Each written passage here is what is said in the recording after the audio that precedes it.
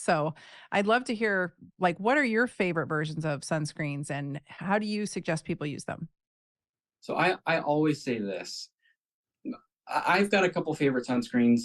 People always ask me, what would you recommend? And I have to say, the sunscreen I would recommend for you would be the sunscreen that you will wear, because I feel like everyone has their own opinion. Some people say, oh, it's too thick. Some people say, oh, it's too thin. Some people say, oh, it leaves a white cast on my skin. There are so many different sunscreens. It's kind of like, the shoe has to fit just right. You just have to find your perfect sunscreen. I think what you say about chemical sunscreens with, you know, possibly contaminating, the ocean, I think those are all valid concerns, very valid.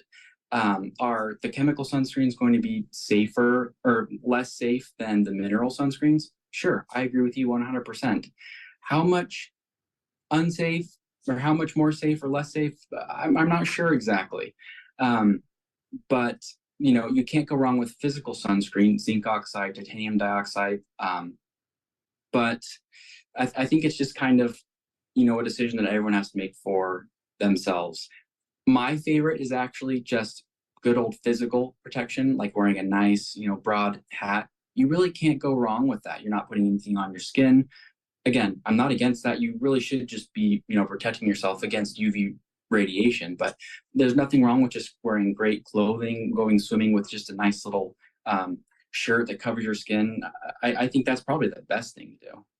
100%. I agree with you. I actually made my husband, we went to Hawaii in February and he was ill prepared. I grew up at the beach, so I was ready and I had my, lightweight it's not really a rash guard, but you go to the surf shops and you buy these thin lightweight cover-ups and I buy the hoodies because, your neck and your ears and all of that and the top of your scalp. And he's got a bald spot and I've got silver hair so the sun gets through more readily. So like just having that hoodie and then the kind that you can put your thumb through. So you actually are like as covered as you want to be. And it's so lightweight and loose. You're not hot. You can pull it up if you want to. But I got him one after day 3 because he was just smearing the sunscreen on. And he was ill prepared. He doesn't ever wear sunscreen and he didn't realize Hawaii is like a different beast.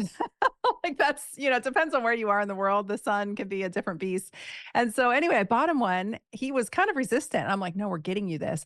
And the whole rest of the trip was so much easier. You just put it on and handle it and put what you need on your face, have a hat, like have a plan, and so having clothing, I completely agree with you. And for women, just having like a light wrap swimsuit wrap, that's like a almost like a giant scarf is also a wonderful tool because you can drape that over you. And then shade, right? Like I'm just really sensible in the sun. I go in the shade when I start to feel myself redden up a little bit. I am very keen to know what that feeling is when you just get that minimal sun exposure and you start to feel yourself reddening. It's like, get out.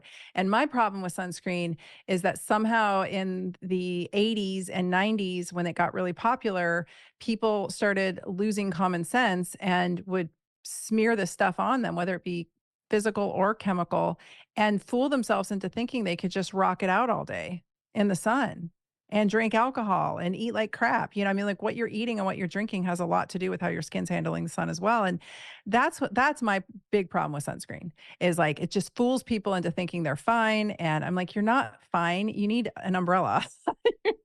Like you need to go in the shade and handle this differently. Is that's all. No, you're totally right. I think, first of all, you've got to be reapplying it if you're wearing sunscreen.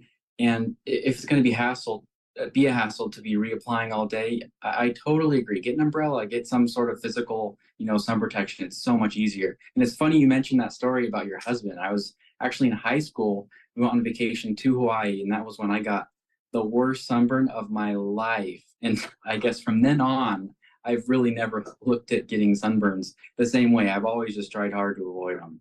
Yeah, they're miserable and they can make you sick and feverish. And yeah, we don't want sun damage. And I do think that ingesting alcohol in the sun is a terrible idea. I think anything that's going to make you oxidize, whether it be seed oils, a lot of people want to blame the seed oils for the sun cancer epidemic. And I don't think it's all just seed oils. I think it's just the shift in poor nutrition that we've sort of taken as a society as a whole worldwide.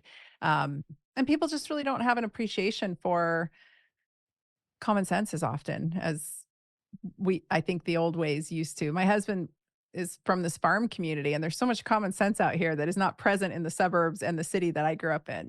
People just have a different appreciation for the land and the sun and how it all works together.